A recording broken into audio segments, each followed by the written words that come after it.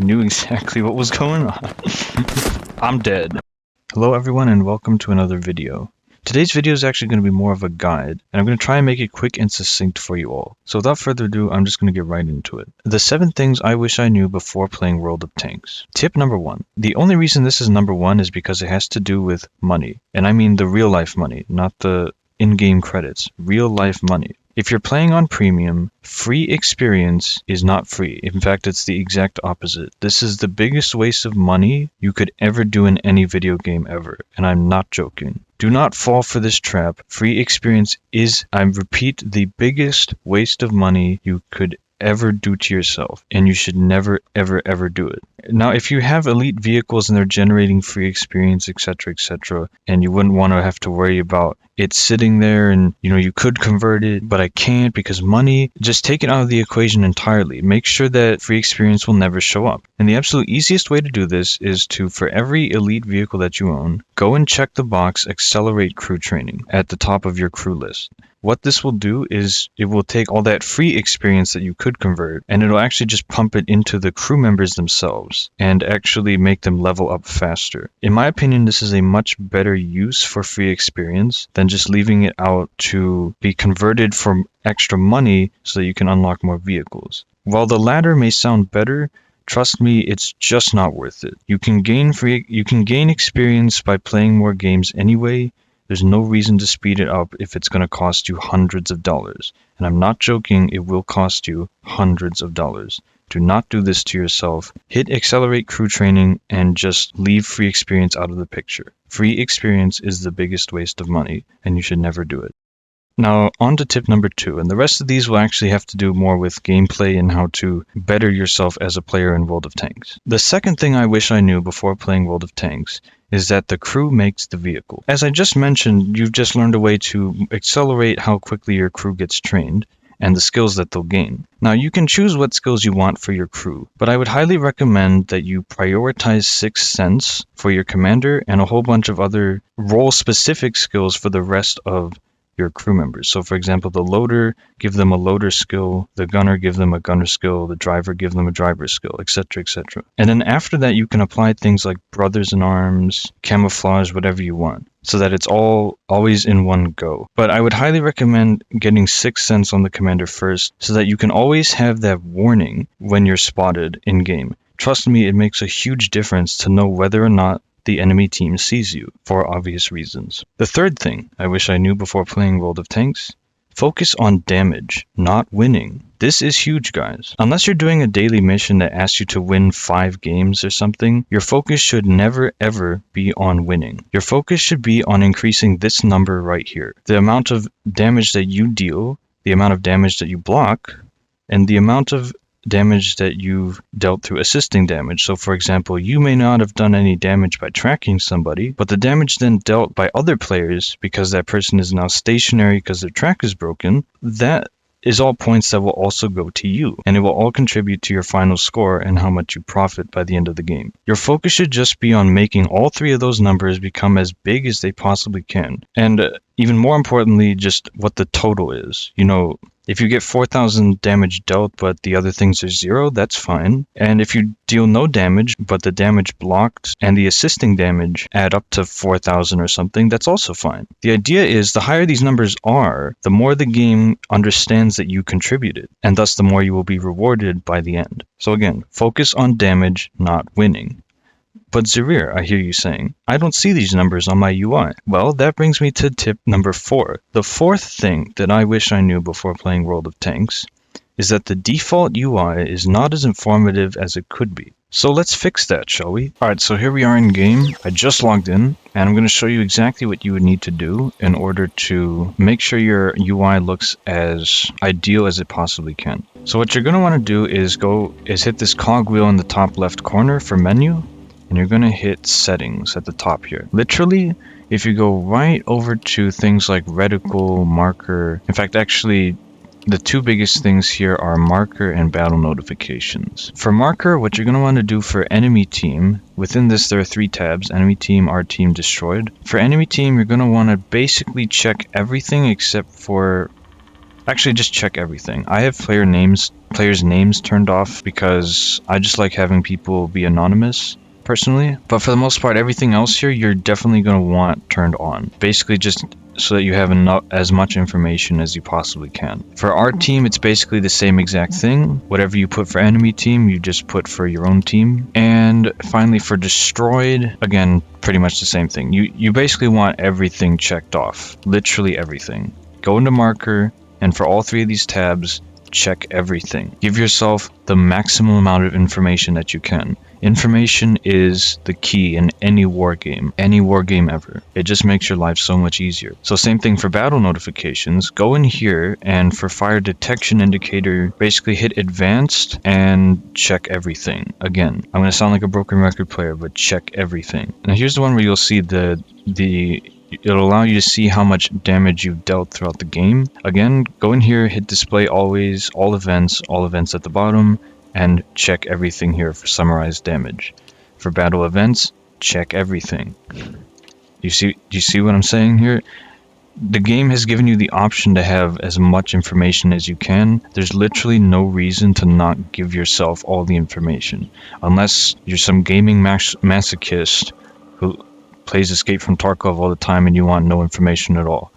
But if you're not that kind of person, check everything, guys. Literally everything. The border, this can kind of look however you want, but I keep it as just the wall. Basically anything but do not display. Make sure you can see where the border is, again, so you can have that information for yourself. And then finally for battle report and missions, I would basically hit standard, display all, and check everything except display vehicle icons by tier. Unless you really do want to see the vehicles displayed by tier like this for some reason, then you can go ahead and check that too. But again, basically check everything except that last one.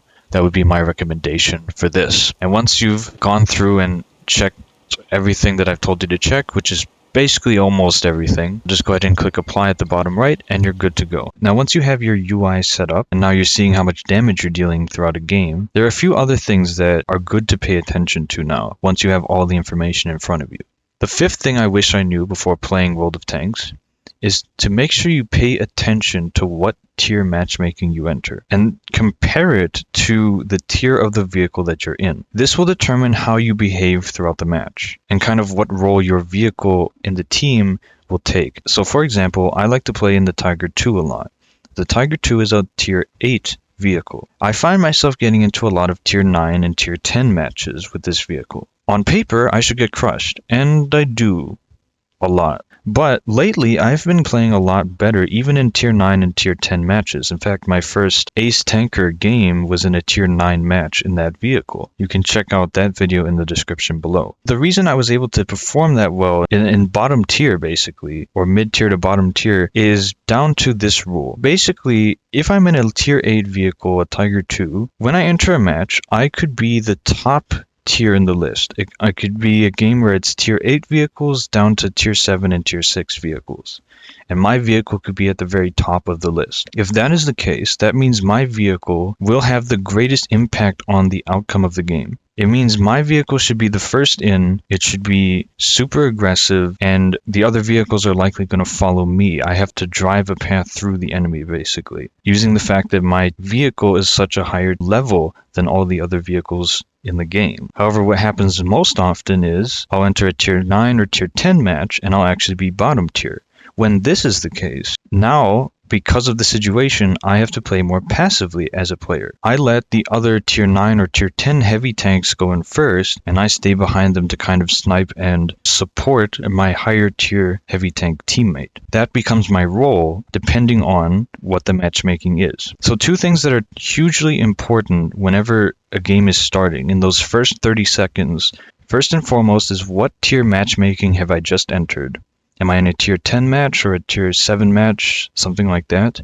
And how do the tiers of the other vehicles around me compare to the tier of my vehicle? Another thing you should be paying attention to in those first 30 seconds is how many artilleries are in play. Is there 1? Are there 2 or 3? Are there no artilleries? Artillery is massively overpowered in this game, and until Wargaming nerf it or fix it in some way, we kind of have to deal with it. But basically, however many artilleries are in play will massively determine your vehicle's behavior throughout a match as well, just like what tier matchmaking you've entered. Again, I'll use the example of the Tiger II, a big, hulking, slow, heavy tank. It's a prime target for artilleries, basically. Same thing if you're in a tank destroyer and you're trying to snipe from a bush. If there's 1 or 2 or 3 artilleries in the game and you get spotted, now you're aware that there might be a lot of stuff that could come at you now. All 3 artilleries could fire on you at once. Or if there are no artilleries, you being spotted may not be that big of a deal. It all depends on this. How many artilleries are in play? Always pay attention to that. The 7th and final thing that I wish I knew before playing World of Tanks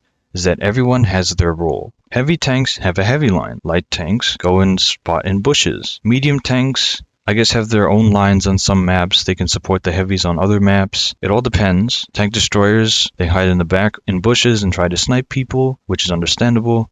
And of course, artilleries can kind of just do what they want. A lot of times they don't even have to leave spawn or use their keyboard. But the point is, every type of vehicle has their role and their spot to go to. In general, it is good to know this because the last thing you want is to take your vehicle to a spot on the map where it will be completely useless. Now, while a lot of players will take this as a hard and fast rule, do know that it's more of a general guideline, okay? The main thing is, yes, your vehicle can have a line or a path on the map based on what weight class your vehicle is in. But the most important thing should be to try to play to your vehicle's advantages. What are your vehicle's strengths and weaknesses? And play to that. So for example, again, the Tiger II is a heavy tank, but it's also very good at sniping. It's got a very accurate gun for what it is. And compared to other heavy tanks at its tier, its armor actually isn't the most robust. It is pretty robust, but it's not the most robust, if that makes sense. Go into a website like tanks.gg. Find your tank and go to something like the 3D model, where you can see where your vehicle is most armored and where it's least armored, and find what angle you could best position your vehicle in order to deflect the most shots. So for example, in the Tiger II, this is how I was able to figure out the proper side scraping position for the Tiger II, and it's this. As you can see, with a little bit of calculation, I could find that this is the way I would position my vehicle, ideally with a wall like right here and to the right, to maximize the chance that somebody shooting at me will just ricochet their shot. Go ahead and find your favorite tank on this website and figure out and do the same experiment for yourself. Find what the best angle is for your vehicle. Usually it's a side scraping position like this, but who knows, it could be different for you. This position is one of my vehicle's strengths, but for a tank destroyer, maybe one of its strengths is that it can conceal itself very well or something. Who knows? Find out for the vehicle that you've chosen to main, if you will, what its strengths and weaknesses are, and play to those. Don't be afraid to stray from those common general lines if your vehicle's strengths are so unique and their weaknesses are so unique that you can't really play in that spot effectively. I'll give an extreme example of something like this, which is the AMX 5100. So if we look at this thing's 3D model, there's literally no way in hell that you won't take damage in this vehicle if someone shoots at you. Literally no way in hell, pretty much. But what this thing does have going for it is the fact that it has a very accurate gun that is an autoloader. It shoots 7 rounds after a 44-second reload, but it shoots 7 rounds, and and they have like 300 or so alpha damage per shot. So this thing, it's a heavy tank. It says heavy tank, but it's really not meant to just go straight in for the heavy line. This vehicle is meant to be a sniper, even though it's a heavy tank. So the best thing you can do for this is play near the red line. And if people get mad at you for that, screw them, because this vehicle is very unique in its situation. And so don't be afraid to play to what the vehicle is, even if it goes against what the common line is. And so a kind of bonus tip that I'll have for you all is try to pick a small group of 2 or 3 vehicles that you play most often, and maybe they're a little similar. So for example, I like to play the Tiger II and E75 in general. They're very similar vehicles shape-wise, and essentially just play with those couple of vehicles and get really used to those vehicles and how you should play them, following the tips that I gave earlier. Basically play with those couple of vehicles, whatever 2 you or 3 that you choose, and play them a bunch. Just play with those 2 and get used to those 2 vehicles. Learn their strengths and weaknesses in accordance to the tips I gave before. It helps make things easier to figure out, because you're not figuring out 12 different things. You're just figuring out the strengths and weaknesses for 2 different vehicles instead of 10, and hopefully it'll make the process a little bit easier. So I hope this video helped you guys out a lot. If it did, feel free to drop a like. Do you agree with my list, or do you disagree? Feel free to let me know in the comments below, as I've heard that commenting on my videos helps out a lot with the YouTube algorithm. I want to thank you all so much for watching. My name is Zarir, and I hope you all have a great time playing World of Tanks after this. I'll see you all next time in the server.